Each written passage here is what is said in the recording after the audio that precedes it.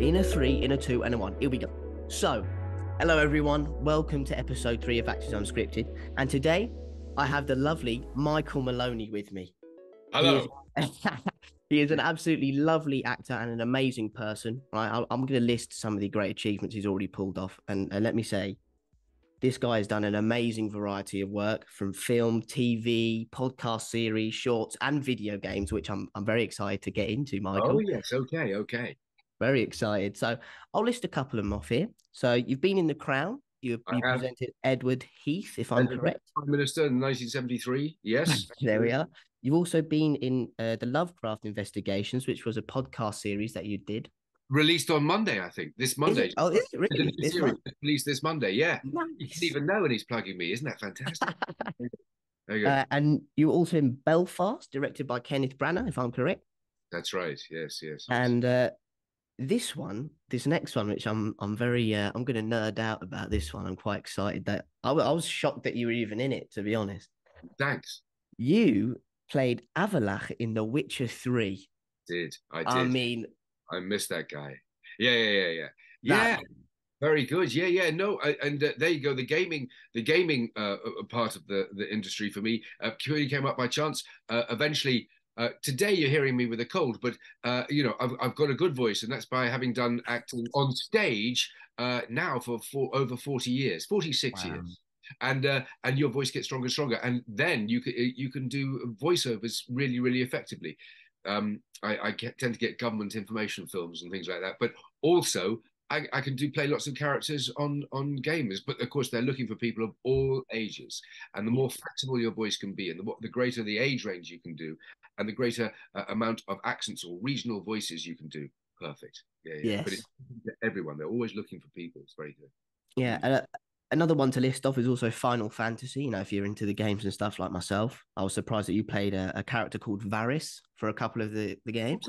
But yes, absolutely. Yeah, absolutely.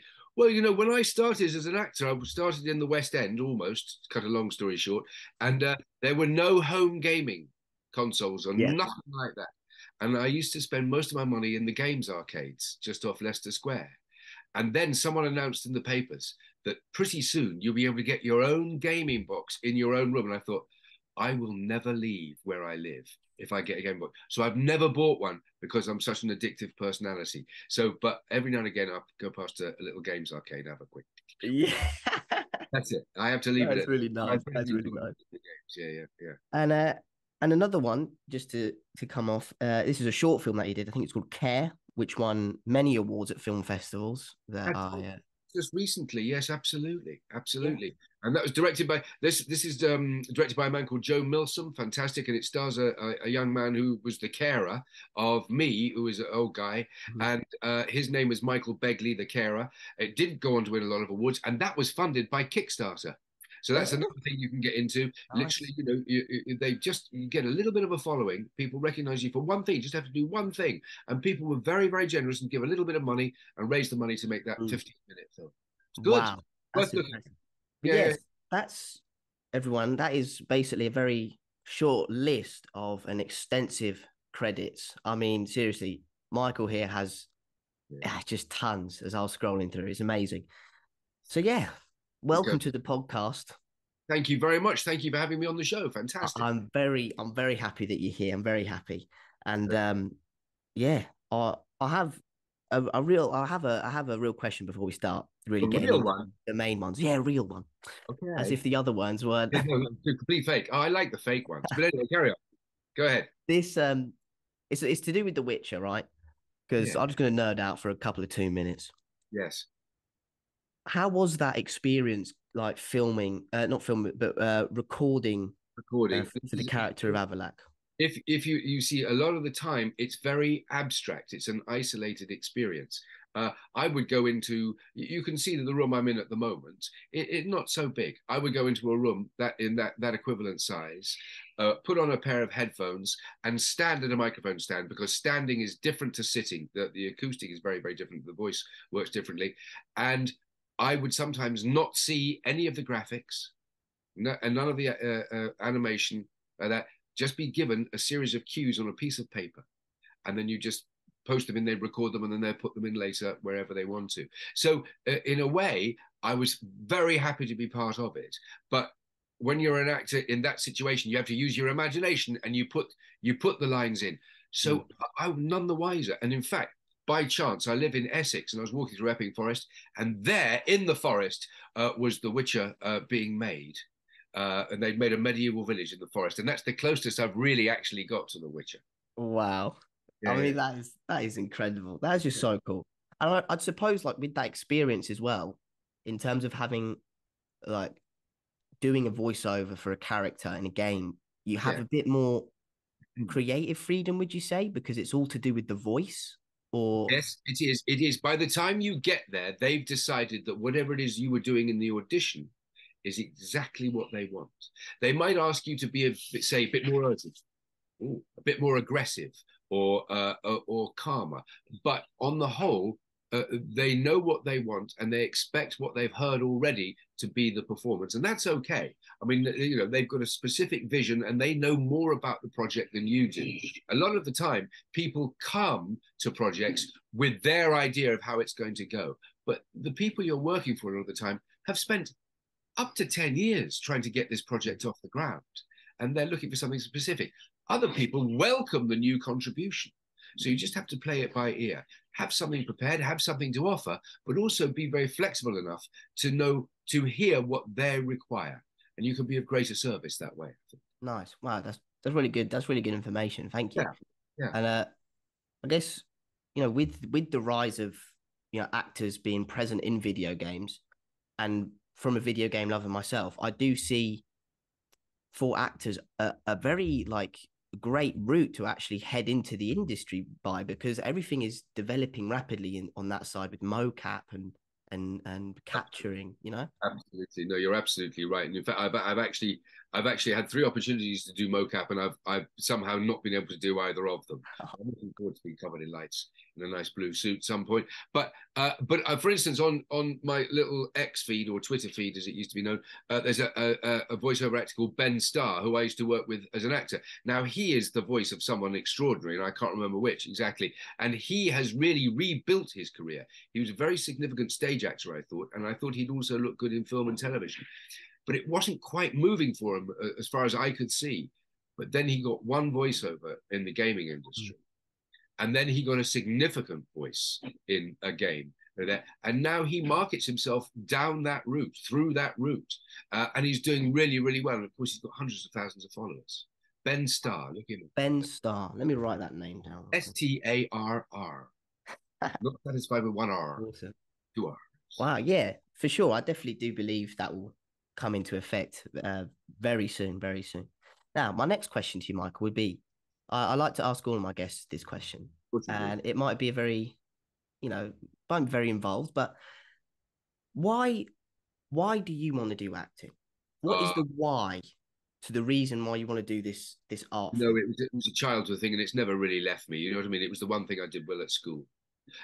And that was, in a way, I got sent to a lot of boarding schools, and I had to keep on leaving these boarding schools. I was very, very unhappy because I just wanted to go home and be part of a family.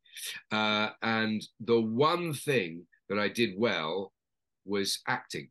It would be a school play, and it went well. And I just thought, that's my ticket out of here. That's my ticket out. And I've never lost that. It's what I do. And it's as simple as that. I have no great justification for it. I have no fantastic reason. It's what I do. And I've never been disappointed. You can have bad experiences, but I've never been disappointed in the act of acting. It's great fun. And that's what I really like. Awesome. I love that. I love that reason, It's just, I find it so interesting because loads of different people will have their own reasons and have tons of different, mental obligations as to why they do it.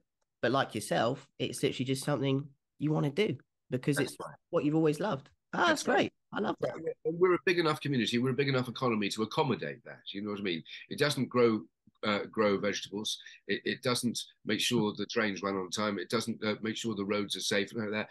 But it's a fantastic addition to our society.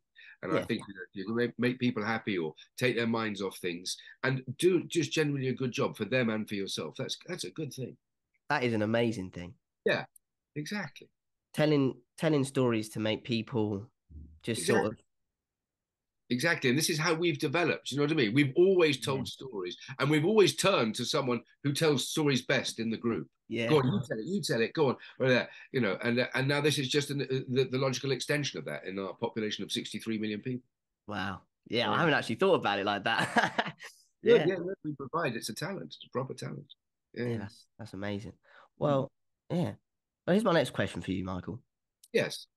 Since you've had, well, and are still having such a long career, like your longevity of your career has been amazing from what I've Yes. seen. Yes. My question to you would be, what would you say is the best way to maintain your craft when you're not working or when Yes. there is Very, a very good. Yeah, no, I get this question. I do understand it. Um, uh, there is, as far as I can make out, if you're lucky, there are places you can go to keep going to class. For the most part, there isn't. You are on your own. And I think this is more of a phenomenon in England and Scotland and Wales and Northern Ireland than it is in America. In America, you never stop going to class. And if you're an extraordinary leading film actor, you'll have a coach. You know, it never stops. Never stop learning, someone putting you through it before you present something. And we're left to our own. And there's only so much you can do, Mm. pacing up and down with a copy of Shakespeare in your hand, saying speeches at home. And why not do that? That's absolutely fine. But the thing is, you're trained and you're not going to forget that. You're not going to lose what you've just learned. You know, you've just done a solid 2 years, if not longer. Is that right? Yeah, I've done at least 6 years. Very well, see. You're not going to lose that. That is your body. That is not only your brain, it's in your every cell of your body. You're not going to lose it. You know, what's going to get in the way is if a period of time goes on for too long where nothing happens, there will be part of your brain that goes, it's over. I'm not good enough. They don't like me. I'm not what they're looking for. Well, it was fun while it lasted. These are all little stories your brain will tell yourself, which could alter the course of your life. And they're all useless. And it's not acting that gets in the way. It's not acting that's a problem for you or for anybody. It's all everything that goes on around it. I think a better way to look at it is you're trained, you're ready to go, and you will go at the flick of a switch. You don't even know when the phone call or an email will go. We go, I've got something for you. Have a go. Like that. Um, the Do you know, I forgot what I'm going to say. That was really good. It was so good. Yeah. No, no, no. It was so good. Let's have a think. We'll have a little think about that. That's Uh, fine. yeah. Well, But anyway, well, I can't think. Let's have a look. You will. You're ready. You're ready to go. I know this is it. Your new training has just started. This nice. this is the answer. Your new training has just started. You've just done 6 solid years, and you will gain in experience whenever you get a job. Whenever you get a job, you will gain experience, and your ability to act will develop, and you will get better. You're already good. All of you are already good, and you will get better. But now your new training has started, Mm. and it's about real life. It's about relationships. It's about how you treat people, how people treat you. What's all that going to feel like?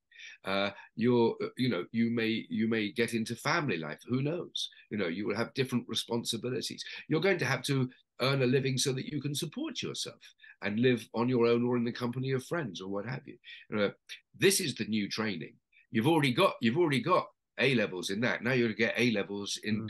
in economics, home Yeah. economics. That's basically it, and life experience. Yeah, I And think that again, sorry, will also feed into your acting. no, of course. I was 100%. You literally just put me right on the track there.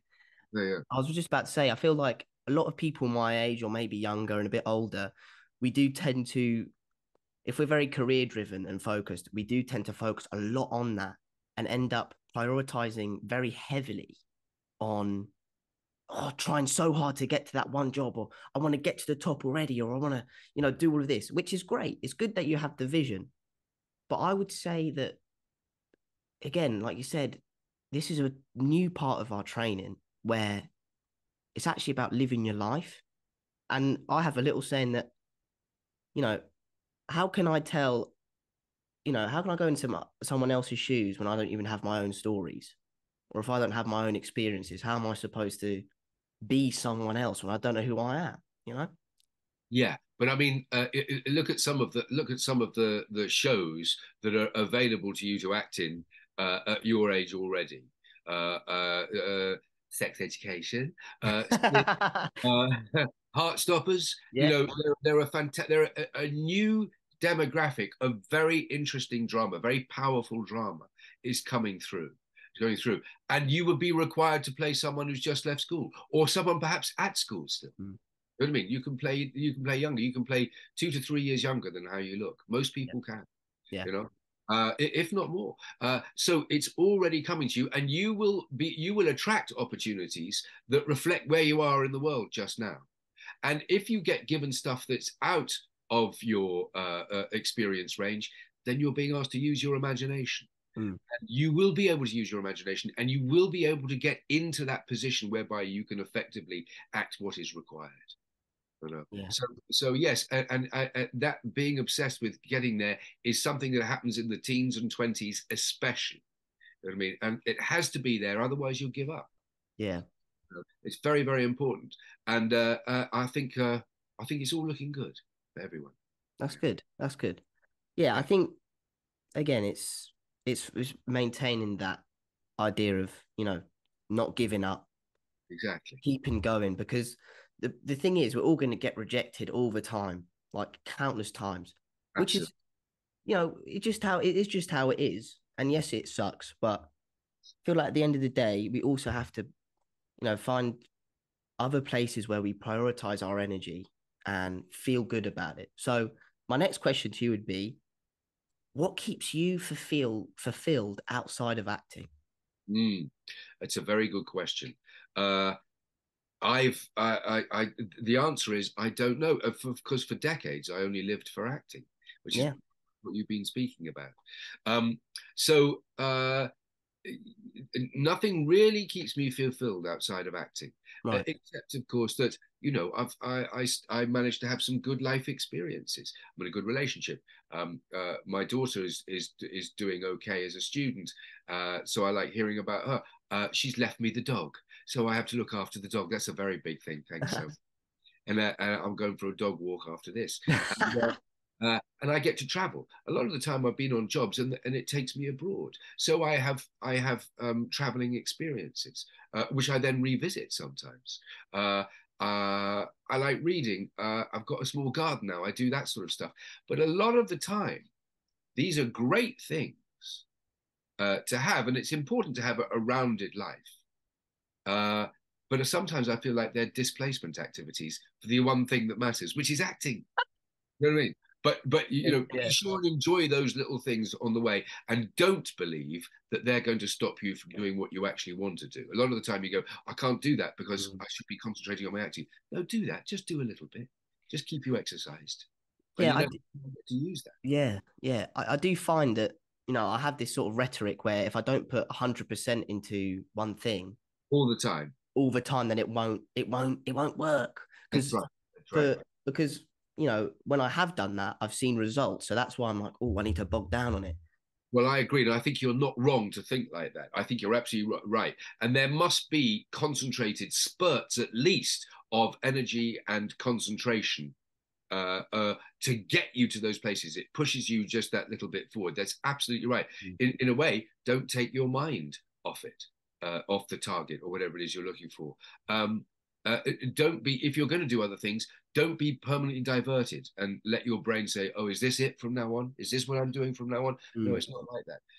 And what you're describing is terribly, terribly important. It's a great quality to have, so don't lose that. Mm. But also just be mindful of the fact that you can allow other bits of real life to come in. Yeah, I do think that is extremely important, actually, making sure that, because it's such a big shift. Like, for anyone who's watching who's around my age, 18, 19, and they're not going to drama school or they're not going to university, and you're actually just you're finished with, I don't know, what do you call it, government education or something.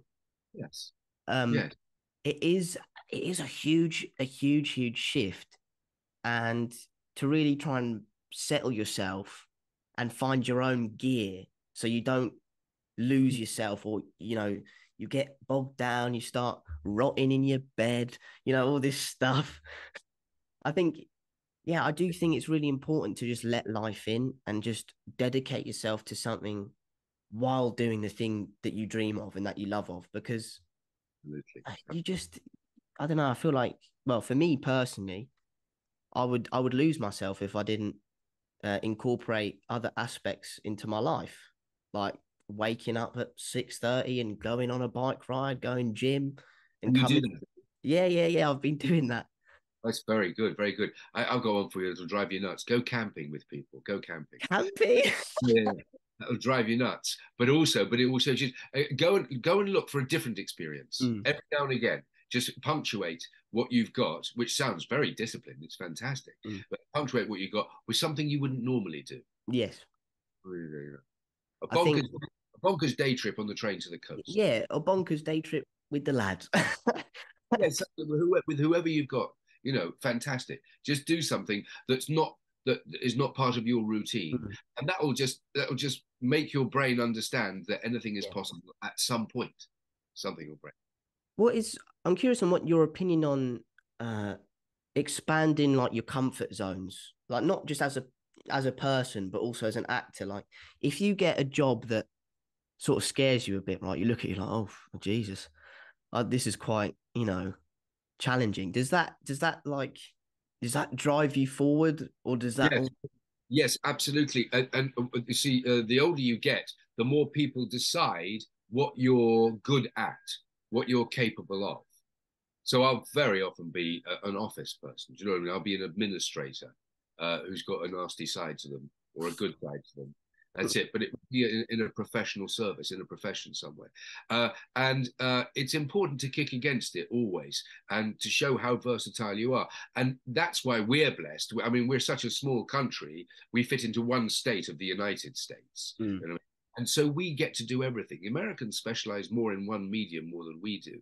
But we can, and it's still possible for anybody to be in the theatre, then the telly, then get a film, then work on the radio, then do a gaming voiceover, then go back to the theatre. that's you. Yeah, those do three theatres. And that means that you get exercised, you maintain your versatility, and people get the message that you're versatile. And every now and again, someone will go, well, what about Benito? He can't do that. He goes to the gym. He's a gym person. No, he's not. He's a seaside person. He's not, and so he gets the seaside job. But it will occur to other people. But you have to stay vigilant about how you want to be known. Mm, And that's one way of looking at it. There are people who specialize in just being themselves. And again, I can think of more American examples than I can here. When you go and see some of your great film stars, you see them being themselves or projecting one type of quality that they've developed that struck gold, and they'll keep repeating it. And mm. people are happy to go back and see that person repeating it. And it's very rare that you'll find a great screen actor who is playing a part. So you go and see Richard III, played by an actor called Robert De Niro. No, you go and see Robert De Niro in Richard III. And he is extraordinarily versatile and extraordinarily committed, to give an example. But you're still going to see that person, Mm. their version of an extraordinary classic. That is very true. Yeah. I do think that, yeah, in America especially, you can get very distracted about who you're actually looking at rather than the story itself. Like Yes. there are a lot of occasions where you're like, oh, it's Ryan Gosling. Oh, look, it's Margot Robbie. Like, Exactly. No, absolutely, absolutely. But they know that. They know that, and they've decided to market that. They've decided to market themselves as a commodity, and it's big business. It's big business. That is their trademark. that is 100% the trademark. Yeah. Well, was this? Oh, right. Yeah. My third question here Okay. Okay. was, what do you think has maintained your longevity over your amazing career, Michael? It is determination, and determination. At first, it's luck because who knows you? Who knows you? So stay fit, stay healthy. Mm-hmm. Don't blow your brains out too much at the weekend.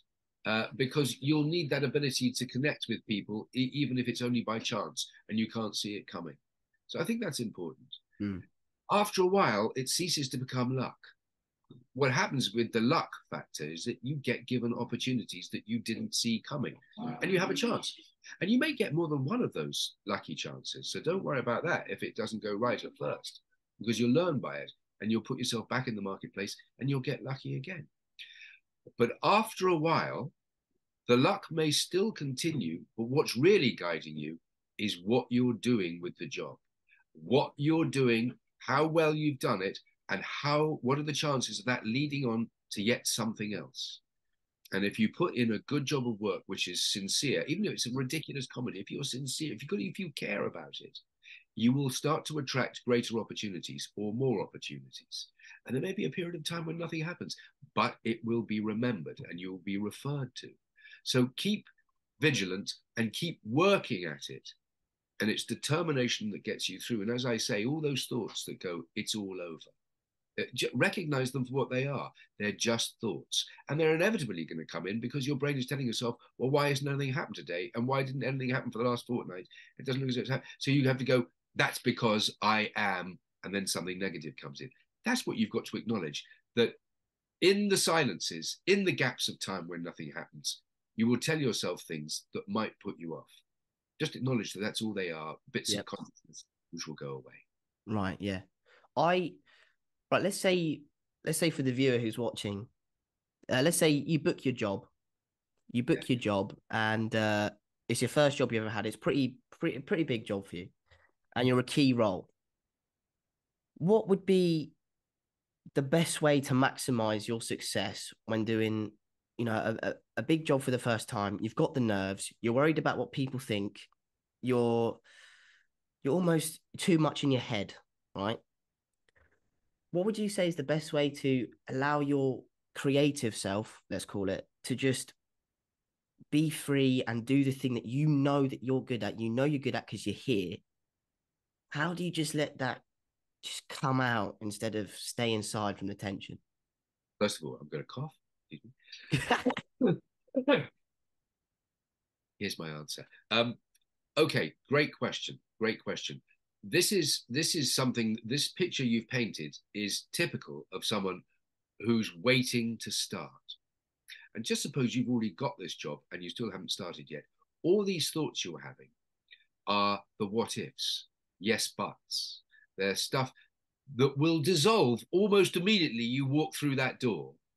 And you're not taking into consideration, and no one ever does, that you're going to be working with a whole bunch of people.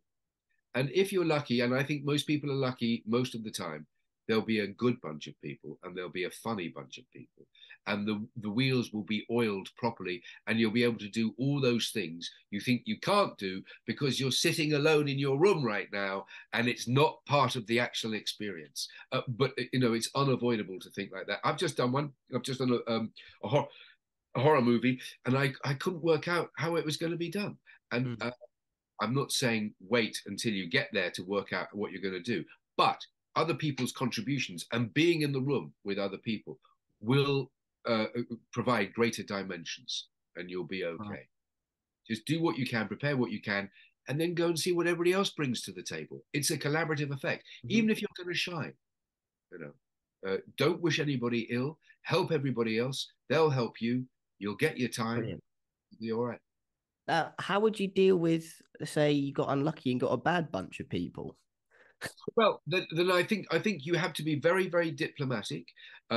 There's very little joy or advantage to be had by joining in with the deep unpleasantness. Sometimes you have to defend yourself. That's absolutely fine. I think you defend yourself as justifiably and as decently as possible. That's a good way forward.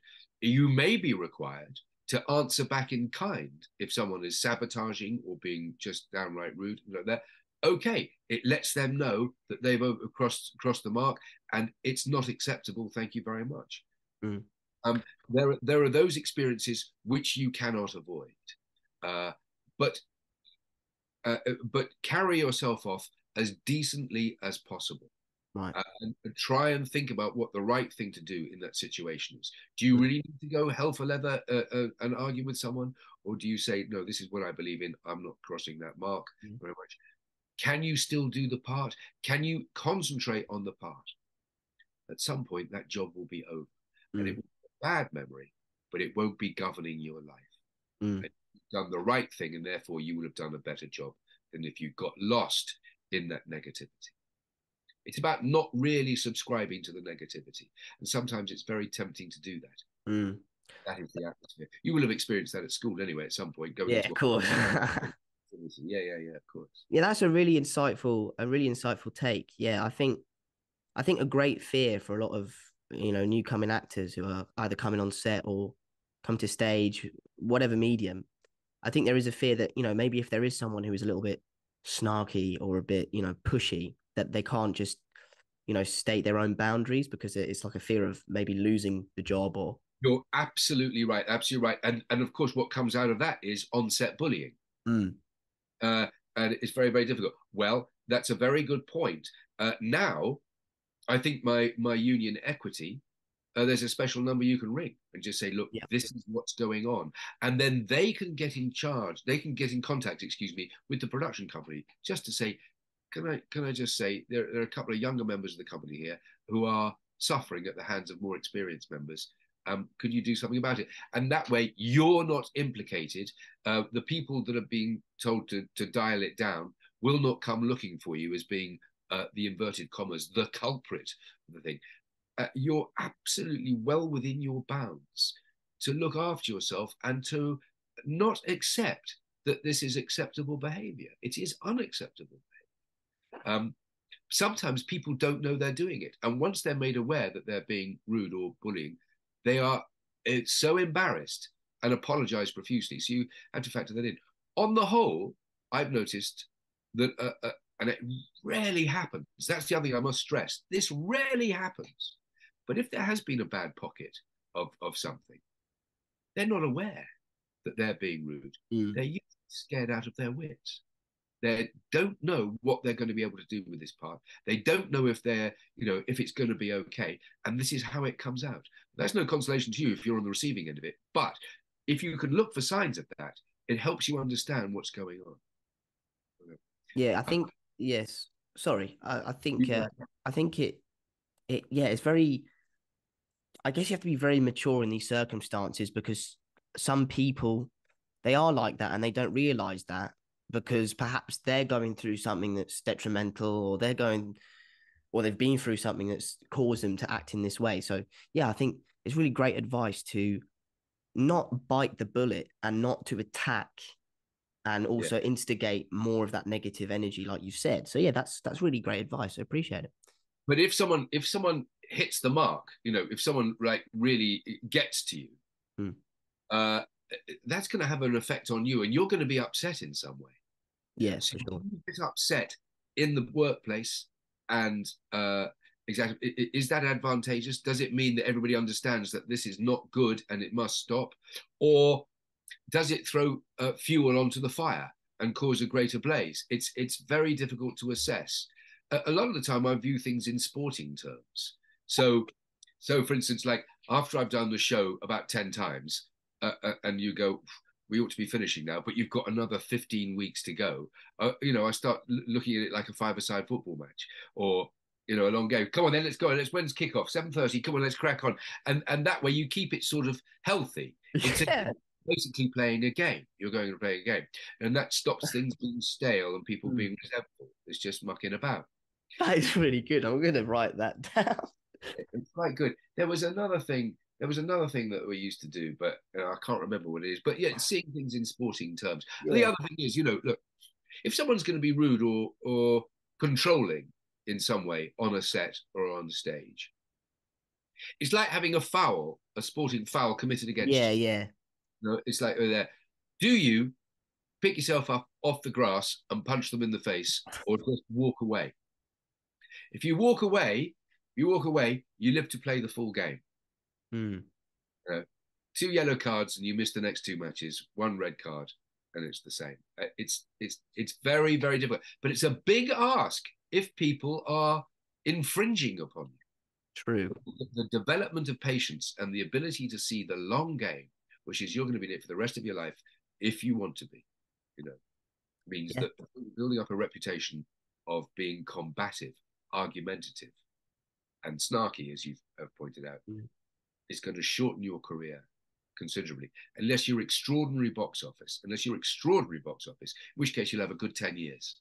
And then people can't wait. The moment you slip, people can't wait to get rid of you. Yeah, I think it's great to acknowledge that if you want to do this job for the rest of your life, you got to understand that there's going to be all sorts of different people that are going to come in and out, who have different attitudes, have different approaches. So, yeah, that is Yeah. very insightful. Yeah, it's tricky. It's tricky because you see, you might be doing something incredibly passionate as well. Mm, And then you've got to be able to step back and be patient. yeah. What you really want to be is passionate to get the flow going. And it's a big ask. Mm. There are no mistakes, only choices. Brilliant, brilliant. All right. So now let's say, you've done that project. You've had a kerfuffle with this person. It's all complete.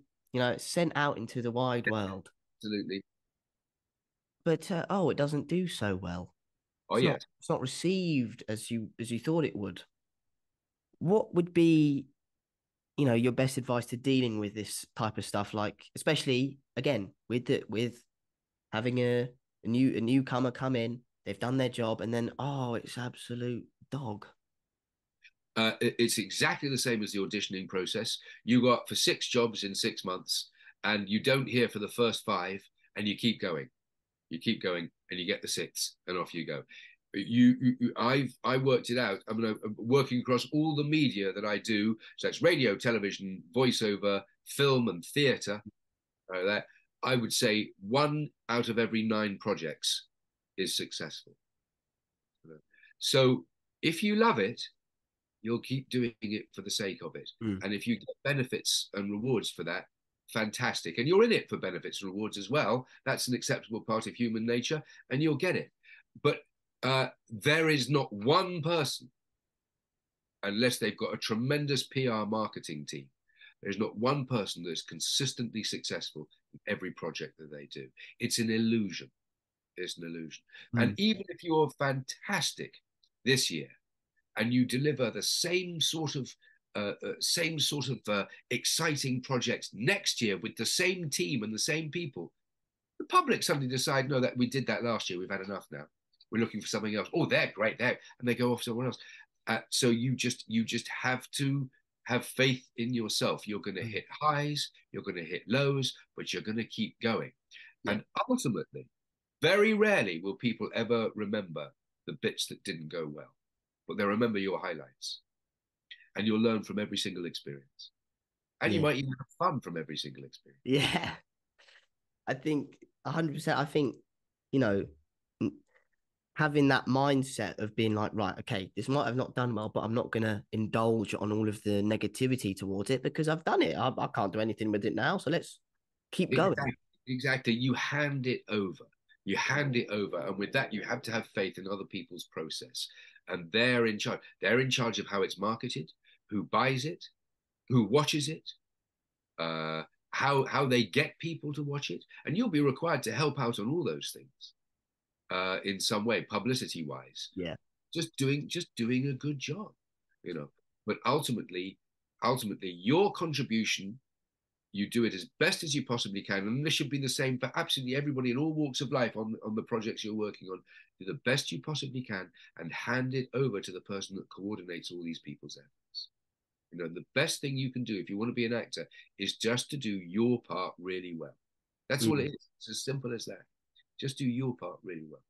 And not get distracted by other people that, even if it is your own scene partner, just focus on yourself and do it. Listen, you're going into a partnership with a scene partner. You're going to collaborate. So, see what they want and help them as much as possible. But one of the great, and if you do give a great performance, don't do it at the expense of other people. Don't do it so that you steamroller the other person. You know what I mean? Just, you're going to collaborate.